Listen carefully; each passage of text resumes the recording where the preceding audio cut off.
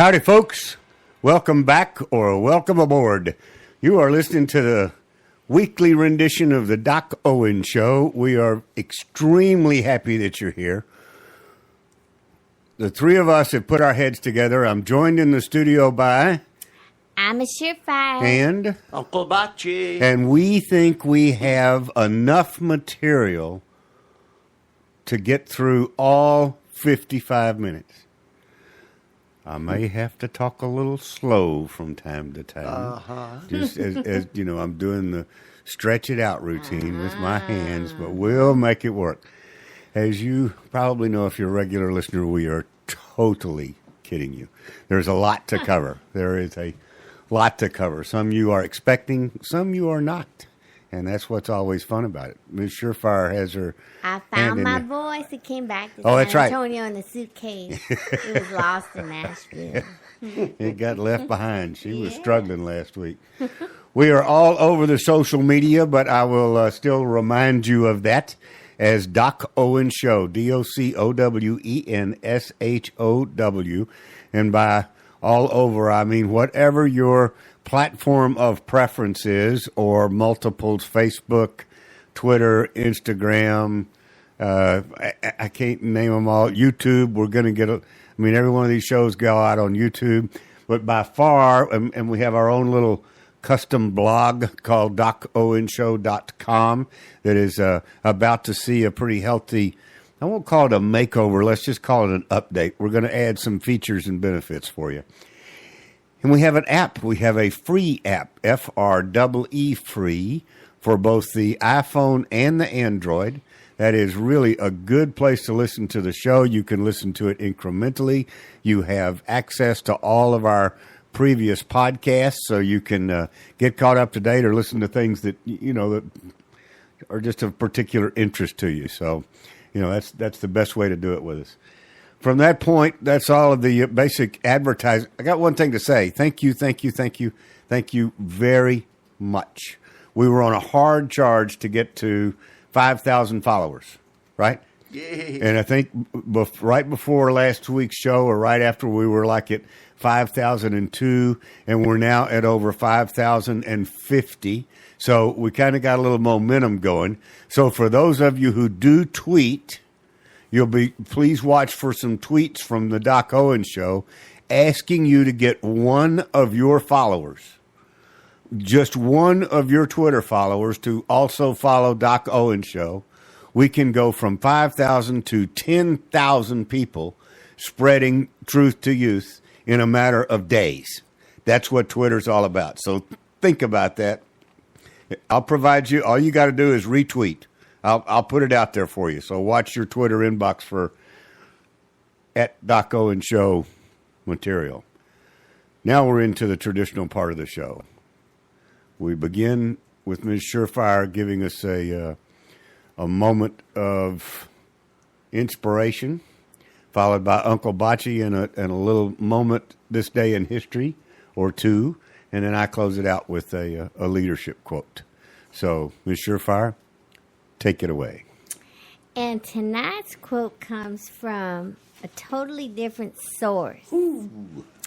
www.dictionary.com. They actually have some quotes. I thought they just had didn't words. know they had quotes. Yeah. They sprung it on me. They sent me an email. I was like, goodness. They must have heard you and knew you needed material. Probably so. Cool. Like, let's help this poor girl out. There you go. Yep. So tonight's quote comes from a lady by the name of Ruby Dee. She was an American actress, and she came out in a movie that actually my mother references a lot when she's trying to be funny. It's called A Raisin in the Sun. D-double-E. Yes. Yeah, Ruby D-double-E. Right. My mother can be a real hoot sometimes. Sounds like it. That was a play as well before, wasn't it? Okay, Before probably a movie? so. It's probably a book before even that, huh? Raisin, you know how it goes: perhaps, book, play, movie, Raisin in the Sun. and then part 2, part 3. Oh, okay, sorry, that's scary. We're not that short on things to talk about. Do I have to give you the salute now or later? Okay, so her quote is, The greatest gift is not being afraid to question. I like it. That's it. I like it. I do too. I'm That's trying big. to use it. That's big. Yeah, that explains a lot. Uncle Bocce, Yes, sir. what happened? What happened? And when Well, did it happen? Okay. On this day, June 8th, in 1896, back during the, can I say it? Is it politically correct? I don't care if it's politically era- correct. Is it clean? The era was called the gay 90s. Yeah. Remember that? Yeah. What a wonderful time in America. It was great. Everybody was gay. That's Yep. right. Everybody having a good time. Okay. At this particular point in time, there was a man named Grover Cleveland who was our president. And on this day, he asked for an inquiry into the number of, quote, aliens in federal employment. 1896. The same problems, the same issues that we're dealing with today, they were dealing with back then, maybe from a slightly different point of view. Not a point of view, from a different perspective. Was he using aliens in the same sense that we do? Yes. Okay. Because it goes on, it talks about, how different the European immigrants were from the Japanese and the Chinese who came into the Okay. West Coast. Okay. Yeah. So, Not little green guys. So, yeah. But, Okay. That's it? Yeah. Well, you got that's well, right. 1896. Yeah, it's 1896. That's pretty cool. That's so like over 100 years ago. Yeah, it's 120. Right at 120 years ago. Yeah. That's wild. That's Isn't that interesting. amazing? Yep. When are we going to resolve our problems? 120 years from now. Well, I'm afraid so. Our leadership quote tonight is a return of Crowned Grace International. And the quote is, and I think it's appropriate, believe what people do, not what they say. Exactly. Right? Yes, sir. That's from a gentleman by the name of David Straker. But I've got a feeling that Mr. Straker, I don't think he's the originator of it. It's just, he's kind of somebody that is playing off on it, shall we say. So we're going to cover a lot of ground. Yes, we're going to talk a little bit about what happened with Mr. Comey. But I'm going to bring in some new information and some new angles, and we've gotten some fan mail. We're just going to kind of try to connect the dots with a lot of information that's out there. I think you will enjoy it. We do not have an interview this week. We are expecting to have a conversation next week with it's the College Fix. It's a blog and an outfit called the College Fix, and they are totally focused on the college environment, on the millennials, and it's really a good thing to read because it gives you some insight, and they don't necessarily agree with the current norm. In other words, they think there's hope, but they also think that you gotta push for it, you gotta rattle the cages, et cetera, et cetera.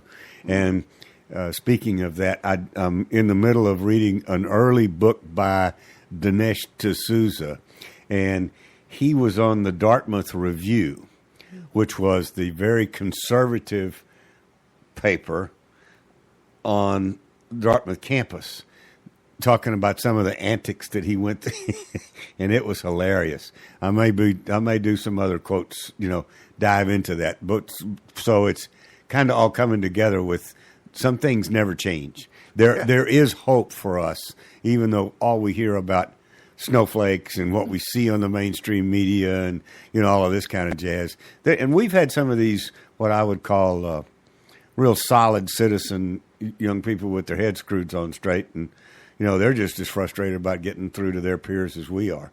But we all continue to try. So anyway, Yes, we do. let's take a romp through history with Uncle Bocce's brief. Are you ready to go, sir? I am. Got the vocal cords warmed up, ready to rock and roll? I'm ready. All right. As they say. It's all yours. Okay. Uncle Bocce's brief. Some of this is going to sound very familiar, but I'm doing it on purpose the next couple of weeks just to emphasize the idea of how the colonists were becoming a gelled community or a gelled civil society in a sense of unity with one another instead of just individual colonies. Got it. So the big cry at the time that really got them started was, remember, no taxation without representation. Big deal. Big deal for the colonists. Okay? They were not merely griping about the Sugar Act and the Stamp Act. They intended to place actions behind their words. You can talk all you want. If you don't do it, it ain't going nowhere. That's right. Okay? One thing was clear. No colony, by themselves or alone, would effectively convey a message to the king and parliament. Another reason why they saw themselves needing to come together. Okay? The appeals to parliament by individual legislatures have been totally ignored. Of course. They didn't pay any attention to them. Right. Okay? And it was James Otis. We talked about this founding father before. He was the one who suggested an intercolonial conference to agree on a united course of action. So there were people from all over the place. They were saying, we need to unite. We need to unite. We need to get together. So what became of this was, we talked about it before, remember? The Stamp Act Congress, Yep. which convened in New York in October 1765, a coming together of the minds. Now, the Congress at first seemed like an abject failure. In the first place, only 9 of the 13 colonies sent delegates. Georgia, North Carolina, New Hampshire, and the all-important Virginia were not present. Where was it held? This New was York, held right? in New York. Okay. Yes. That's why they didn't go. Okay. It cost too much. Probably. Had to The get to Congress, the Congress became quickly divided between, guess what? Radicals and moderates. What interesting words. The moderates, however, would hold the sway at this time. Only an extreme few believed in stronger measures against Britain than articulating the principle of no taxation without representation. Wait. So the radicals were the ones that wanted a stronger, Right. more forceful voice. Exactly. And the moderates wanted to cut a deal. Yeah. Okay. Pretty much. Okay. Okay. So And just that, in terms, so somewhat equivalent to the grassroots outspoken movement within the Republican Party and what those grassroots people call rhinos in terms of the other part of the party. Right? exactly. Okay. Yeah. So now this became the spirit of the Stamp Act resolves. Remember, we talked about those before, and if you need to, I can go over them again. But the Congress humbly acknowledged Parliament's right to make laws in the colonies. So they gave in on that one thing. Only the issue of taxation was being disputed at this time. So it was the major issue. Sure. And it wasn't paying the taxes. It was paying the taxes because they were not represented. Okay? Right. And just a side point here is that as British citizens, the colonists had the same rights that British citizens living in Britain had. But what was happening is they were not allowing the colonists to live under the same rights. And we'll get into some of those things because Britain clearly was breaking their own constitution. They were breaking their own law in their treatment of the colonies. Yeah. So, yeah. Happens all the time. Yeah. Okay. So colonial and personal differences already began to surface. a representative from New Jersey. Hi, all my folks out there in New Jersey. Love you and miss you. They stormed out during the proceedings of the. Now I got a question whether New Jersey was really, or we just got New Jersey because. Go ahead. Okay. Okay. The president of the Congress, a gentleman by the name of William Ruggles of Massachusetts, he refused to sign the Stamp Act resolves. Okay? In the end, however, the spirit of the Congress prevailed. Every colonial legislature except one approved the Stamp Act resolves. In the end, the widespread boycotts enacted by individual colonists surely did more to secure the repeal of the Stamp Act than did the Congress itself. But the significance of the Congress was that it was getting the people together to think as one. But the gesture was significant.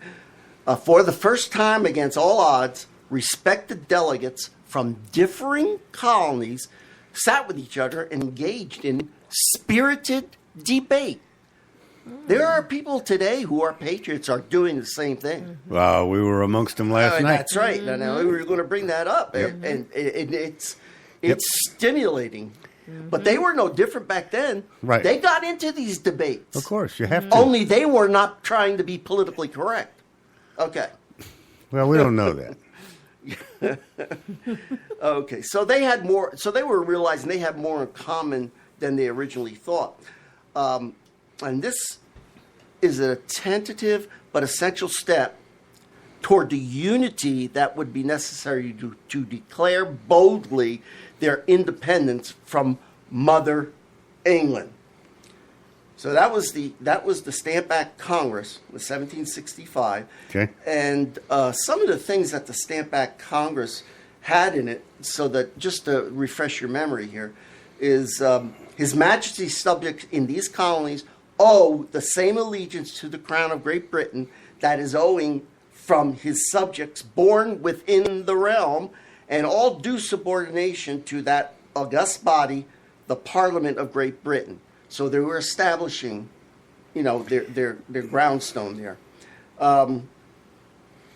That the peoples of these colonies are not, and from their local circumstance cannot be, represented in the House of Commons in Great Britain. So they were putting this down on paper in these resolutions. Trial by jury is the inherent and invaluable right of every British subject in these colonies. They had trial by jury in Europe, but they would not allow it in the colonies.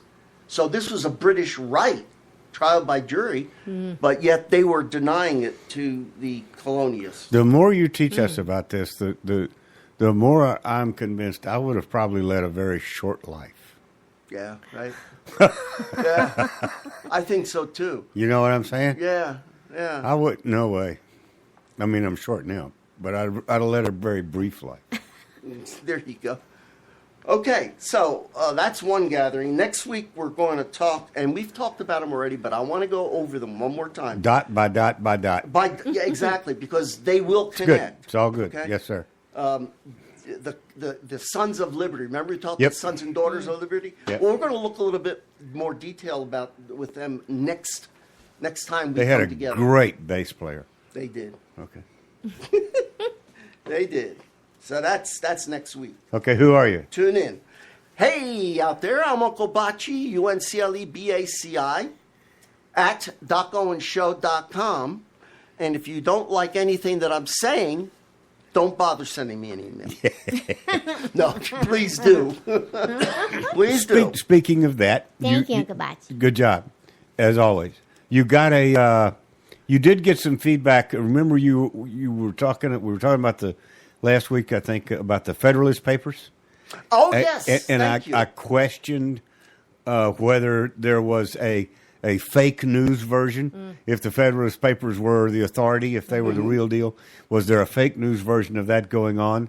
And we really didn't know. But one of our listeners came forward and said, absolutely there was, right? Yeah. And what's the name of it? The The broadsides? broadsheets. The broadsheets. Broadsheets. And Right. that's a thank you to Fallon. Yeah. Thank you, buddy. Yeah. So Thank you. now what I will do is I will look up these, and at somewhere in point in line, It'd be I will- fun to see what they had to say. Yeah, exactly. Exactly. 'Cause I think that'll be good to do on the Yeah. show. So there's always a point counterpoint. You know, that you just got to look for it. Some things never change. It's the yin and the yang. It's the balance That's of right. things, right? That's right. All right. Good job. I want to kind of carry forward with the listener input, etc. I got a note from another friend of the show, an email, and I wanted to read it to you because it made me think. Actually, I got two that I want to read to you, if I may, very quickly. Go ahead. My grandfather watched as his friends died in World War I. My father watched as his friends died in World War II and Korea. I watched firsthand as my friends fought and died in Vietnam. I watched as our friends and children fought and died in Desert Storm. I watched and waited while our friends and children fought and died in Iraq. None of them fought for or died for the Mexican flag or any other foreign flag. Everyone fought for and died for the U.S. flag. In Texas, a student raised a Mexican flag on a school flagpole. Another student took it down. Guess who was expelled? Can't imagine. The kid who took it down. Yeah. Kids in high school in California were sent home this year by on Cinco de Mayo, because they wore T-shirts with the American flag printed on them. And this note says, So backwards. It says enough is enough. And then he attached an email message that should go out. And it's not that we're against illegals. Of course not. Neither this writer nor this show. Please understand that. That's not the drill. That's not where we're coming from. The point is, and it says this, you are more than welcome.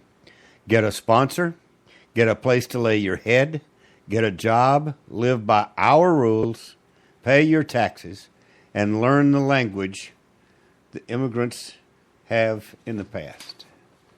Right? Mm-hmm. Please don't demand that we hand over our lifetime savings of Social Security funds to you. So it's not about being against illegals. It's about doing things right. That's right. So I wanted to put that out there. Mm-hmm. And here's another one. Hold on. There it is. We know of all the bombings and all the terrorist attacks and all the madness and mayhem that's going on in England. Mm-hmm. We know that, or if you don't, you should. London has a Muslim mayor. Yep. Mm-hmm. There is a huge Muslim population there, and they are literally. I mean, and the way you have to defend yourself, even if you're a policeman, is in London, is to pick up a chair. Yeah. Or pick up a bottle that's Bat or laying around something. because nobody has any guns. You're not allowed to have guns. Only so Bat. Or knives, for that matter. or knives. But so the only people that have any weapons, ta-da. Okay. Listen to this. Japan. Some interesting facts about Japan. So how did I get from London to I Japan? was going to say, it's fast. I'm going to show you a complete difference and we're talking about illegals. We're going to be talking about sanctuary cities. We're going to be, kind of dealing with this thread here. Okay. Mm-hmm. Hiroshima returned to what it was economically before the atomic bomb was dropped. Japan prevents the use of mobile phones in trains, restaurants, and indoors. For first to sixth primary year, Japanese students must learn ethics in dealing with people. Even though one of the richest people in the world, the Japanese do not have servants. Their parents are responsible for the house and the children. There is no examination from the first to the third primary level because the goal of education is to instill concepts and character building. Amen. Okay? If you go to a buffet restaurant in Japan, you will notice people only eat as much as they need. without any waste because food must not be wasted. The rate of delayed trains in Japan is about 7 seconds per year. Get that one.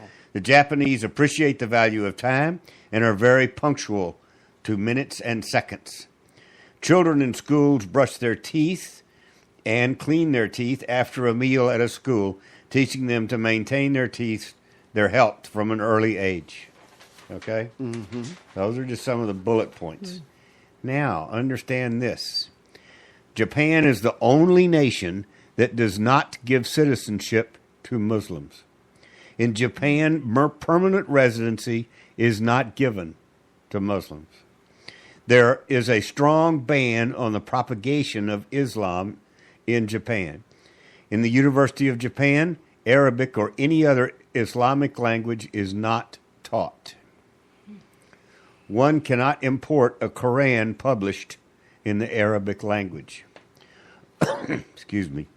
According to data published by the Japanese government, it has given temporary residency to only 2 Muslims who must follow the Japanese law of the land. Japan is the only country in the world that has a negligible number of embassies in Islamic countries. Muslims residing in Japan are the employees of foreign companies. In the majority of companies, it is stated in their regulation that no Muslim should apply for a job. Muslims cannot even rent a house in Japan. No one can start an Islamic cell or Arabic madrasa in Japan. There is no Sharia law in Japan. There are several others. The point is, it says the Japanese may have lost the war, but they are in charge of their own country. Awesome. Think about it. Mm-hmm. Yeah. Sounds a little harsh. Mm-hmm. It is a little harsh. Yeah. But some they're of the safe. things I wouldn't want, But they're safe. Still, they have a right. Control over their country. They have control over. They have control over their country. Isn't Poland pretty much the same way though? That I've heard recently that Poland will not allow any Muslim immigrants into their country at all. I know that Poland was one of the first to put up a really big wall. Big wall? When this barrage came at them, you know, this hurricane like we put up with on the southern border a couple of 3 years ago. Yeah. So I know that. I don't know anything else about what you're saying, but probably. Yeah. Probably. Is it Russia too? They don't. They don't cotton to them. Japan is the most extreme. I mean, I'm bringing up the most extreme, but so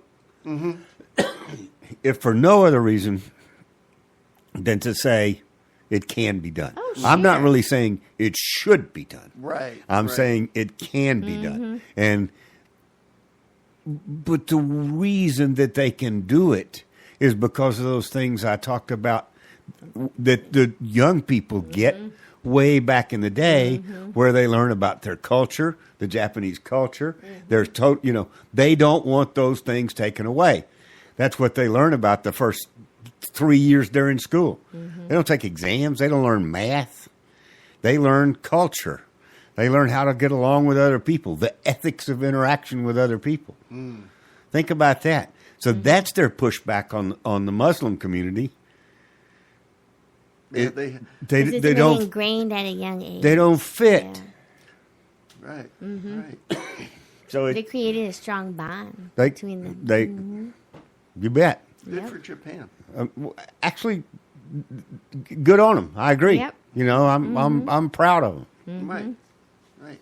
So let's talk a little bit about when was it today? Earlier today, the title of the show is DC Day Drinking.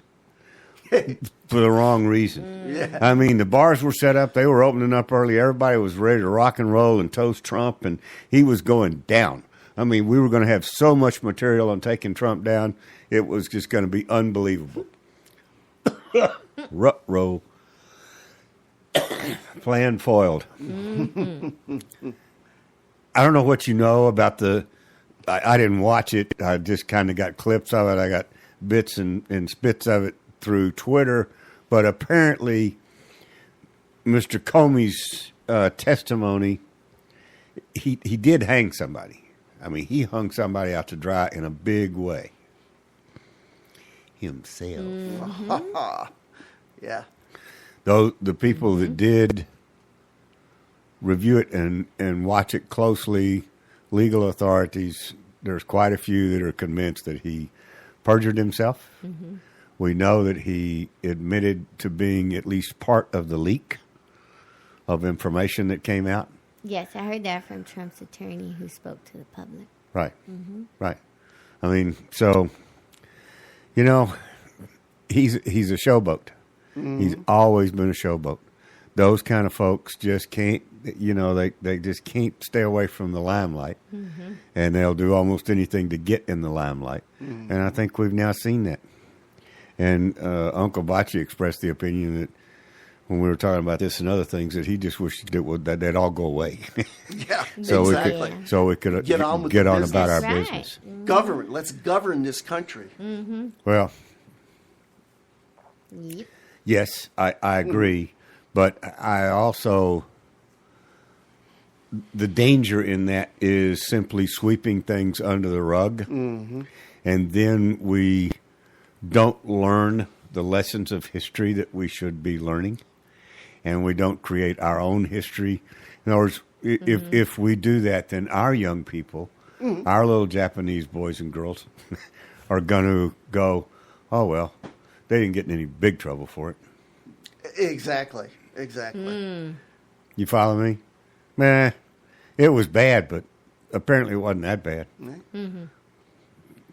Yeah, because it's either ignored or sugarcoated. Yeah, one ran for office last year. Big time. So, Clinton. Yes. Oh, okay. I'm thinking, You couldn't who's hear. she talking about You could. Sanders or Clinton? It's rather difficult to hear Uncle Bocce's inquisitive look over the over the radio. So, I mean, he'd be great if we were like on television or something, but.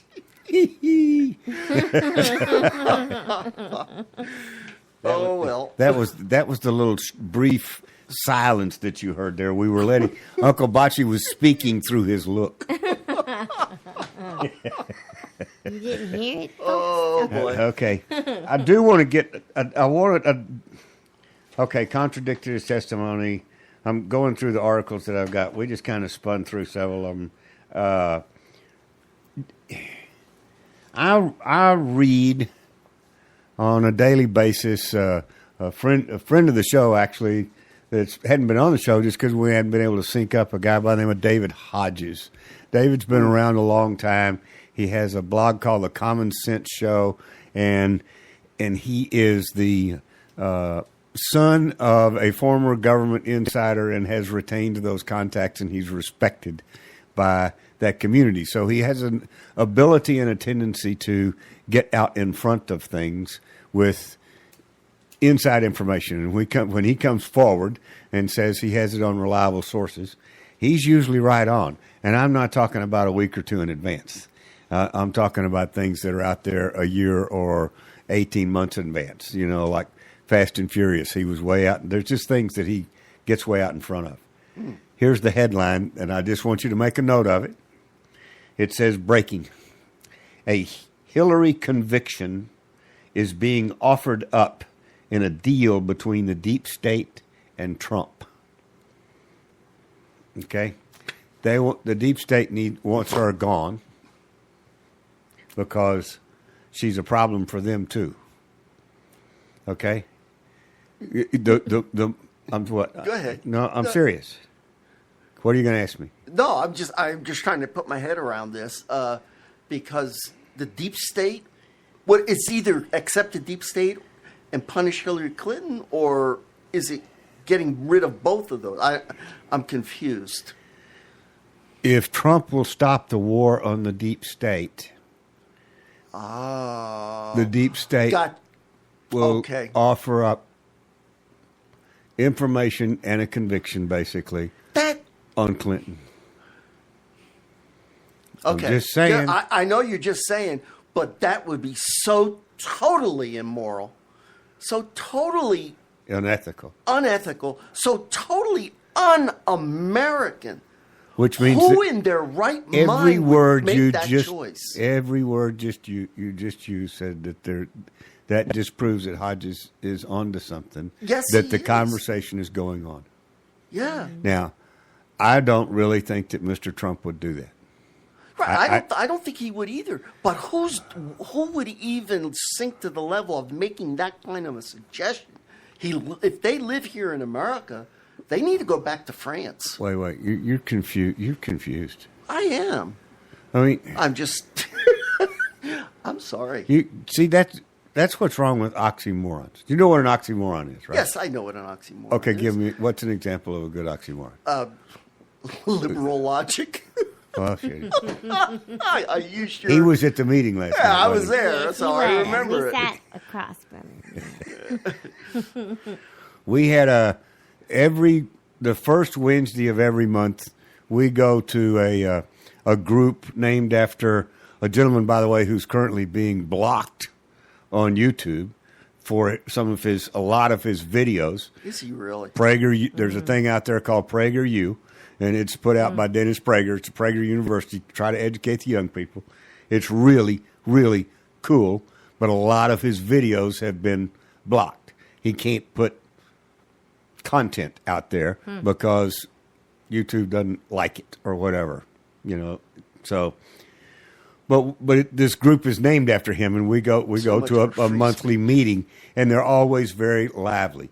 It's a group of doctors and lawyers and Indian chiefs, and it's the group you were talking about of real high-minded, spirited patriots. Right? There you go. Mm-hmm. Yes. And we always get into some very lively conversations. Oh, yeah. And good little tidbits like the term liberal logic. So when you're analyzing why would they possibly do that, you're looking at it from a logical perspective. And that doesn't exist on the other side of the aisle. Exactly. You're right. It's about ideology. Yeah. It's about moving closer to the goalpost. Yeah. It's about getting another inch of sod as you're trying to advance the ball down the field. Yeah. It's got nothing to do with. I understand, and I question it not because I think otherwise. I question it only because it astounds me. It astounds me that people living in this country would stoop to that level. I'm talking about the reality of it, that it's actually happening. If they want to bring this country down, if they don't, listen. If they don't like America, where else are they going to live? Yeah, well, they can't do it from outside America. No, they can't. So it's got, and I don't know who said it, but out there somewhere in the great ethosphere of quotations, somebody was talking about we would not fall to an external enemy. That the only thing that would bring us down was somebody. Abraham Lincoln. Was that Abraham Lincoln? Abraham Lincoln. So I was right. It was somebody that deserved to be quoted. Yes. Yep. Okay. So I get confused sometimes. I remember quotes, and I don't know whether it was somebody really great and famous or my father. Yeah. I just remember it was somebody I knew I was supposed to pay attention to. Okay. Can we have some music?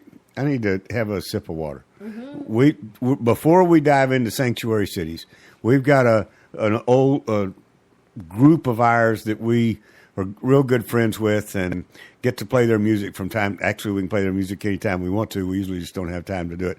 But one of our favorite songs is a thing called "Before the Hyphens Came," and it's by a group called Madison Rising. It is very, very pertinent to this conversation about immigration and what we're about to dive into about sanctuary cities. So let's listen to Madison Rising, Before the Hyphens Came.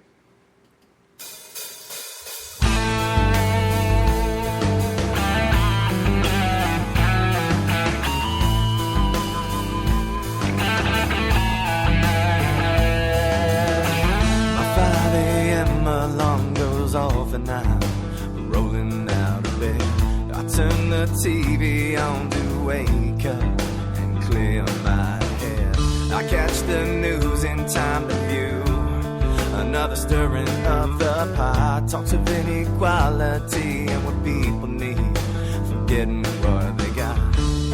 But in these times of opposition, the prejudice runs deep. Dividing us by heritage is all they ever preach. They tell us that they really care. To them it's just a game. 'Cause we were all Americans before the hyphens came. And people cared about who you were and less about your name. 'Cause we were all Americans before the hyphens came.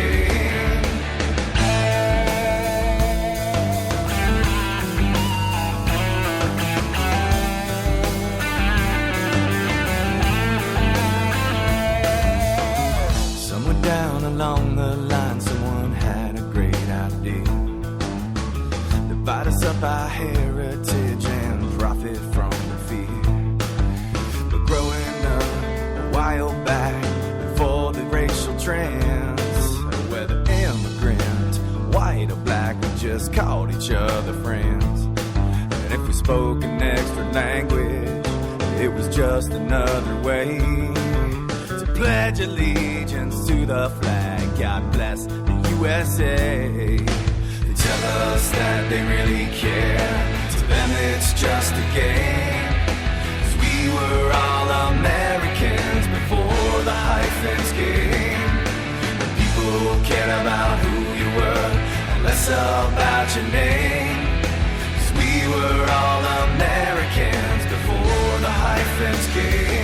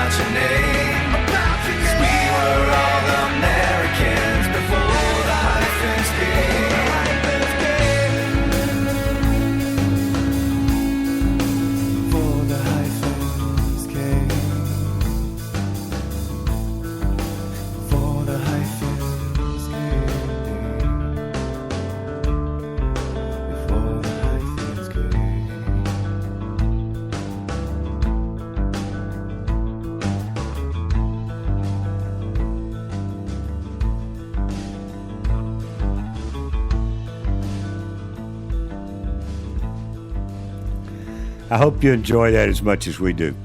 When we don't have an interview and we don't do advertising, there's a pretty strong reason for us to want to take a break. And Madison Rising, I just like the sentiment that is in that song.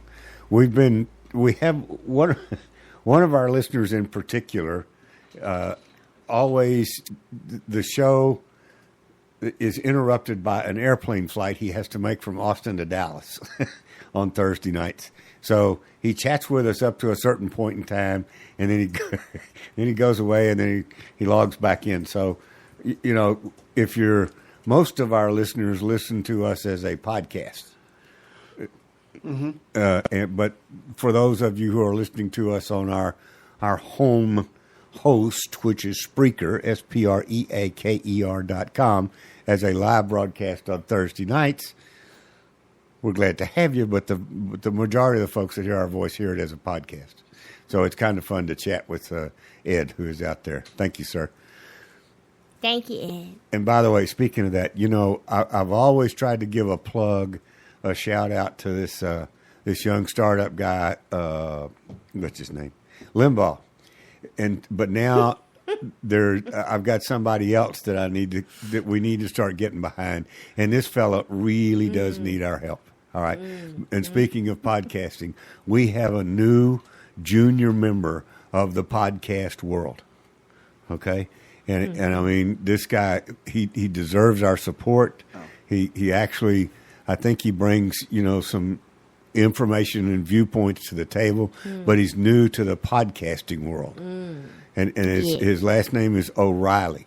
I think Bill, is that his first name? And he used to be on I don't know why I didn't watch TV for 20 years. Did he used to be on TV? Is that the deal? Yeah, he was on Fox News. Fox News, really? The Factor. And he gave it up for podcasting. No, they kicked his butt out of there. He didn't give it up. He didn't give it up? Nope. So Fox purged him like they purged Kellyanne. Like the purge. Kelly, whatever her name was. Like the movie. And like they're trying to do to Sean Hannity. They purged him. Well. They're leaving out that movie, The Purge. The next time they call, tell them I'm not talking to them. Okay. I'm not talking to Fox.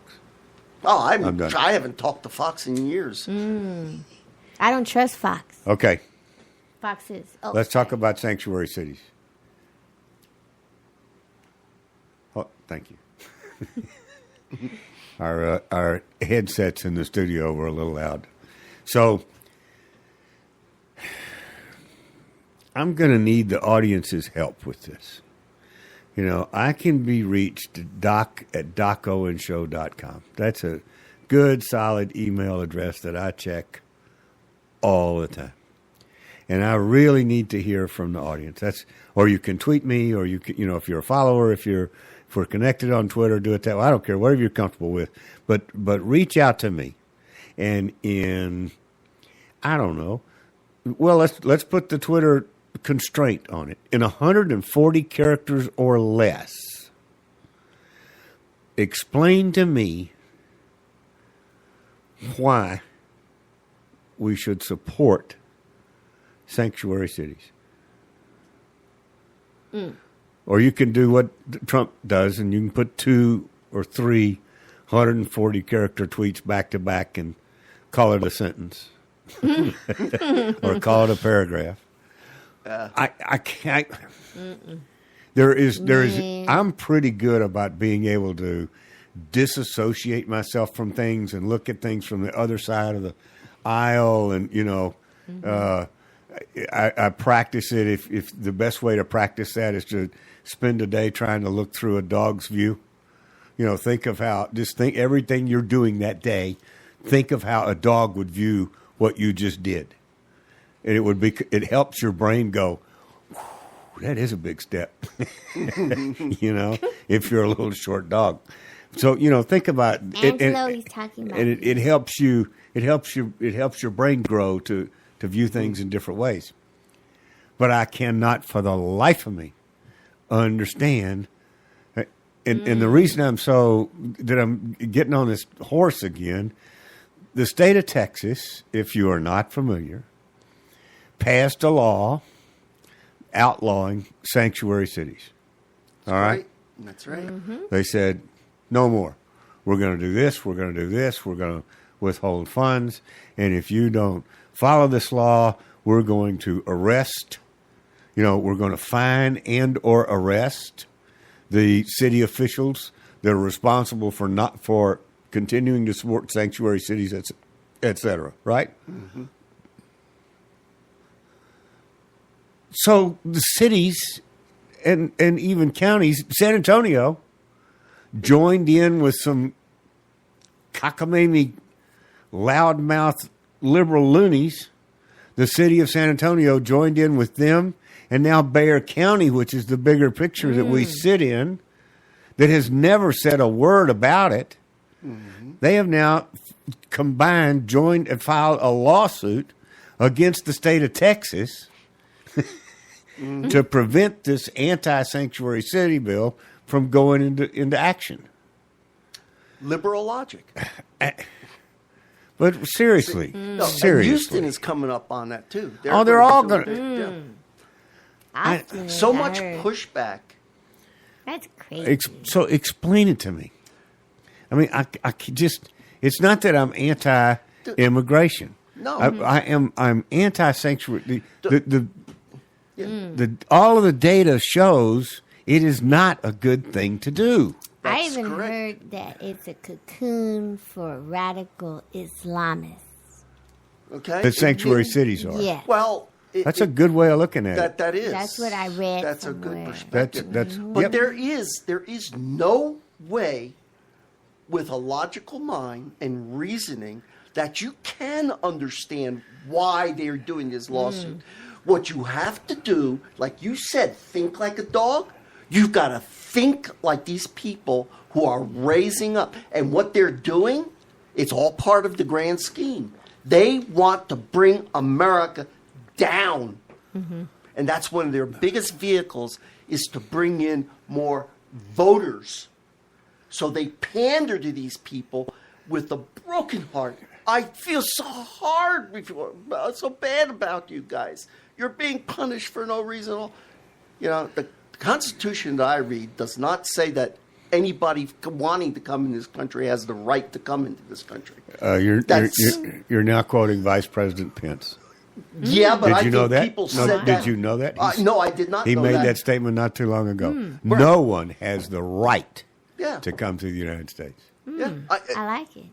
In the Constitution, even there is no right, but these people with this mentality are trying to force that as a right, just like they they want to think say they're that entitled. health care is a right and food stamps is a right. Like they're entitled. Right. Well, Yeah. Yeah. now you see that was just the tip of the iceberg It is. of what we call spirited conversations around here. But I don't want our listening audience to think that we're not empathetic, that we're not concerned, that we're a bunch of crazy old jerks. Right. It's just that that's the thing about the Japanese culture. I mean, they spend the first 2 years learning the ethics and how to get along with other people. They have a lot of respect for the elderly, the young. They just got a lot of respect for their culture and who they are. Which means they have a lot of inner peace, and they have a lot of they're a really good culture, which and we are too. It's pride in this, the pushback that the illegal immigrants get in sanctuary cities and all that jazz. The pushback that they get is from people with a lot of pride. And I haven't even started on taking down the Southern monuments. I'll get off on that again some. So for our youthful, for the millennials that think that we're just a bunch of obnoxious, crazies, you need to think about it. You need to think about your future. You need to think about who you are, where you grew up. And we don't owe anybody anything. We're happy for them to participate and make it all greater, but not bring it down. You're just not going to get any support for that for forever that I know of. And I don't really ever think you'll become the majority in this country. You're in for a hard. Front row. Time to go. You have been listening to the Doc Owen Show. Thank you so much for having us. We really appreciate it. Now go out there this week and take care, pay attention, and God bless. Bye-bye, folks. God bless.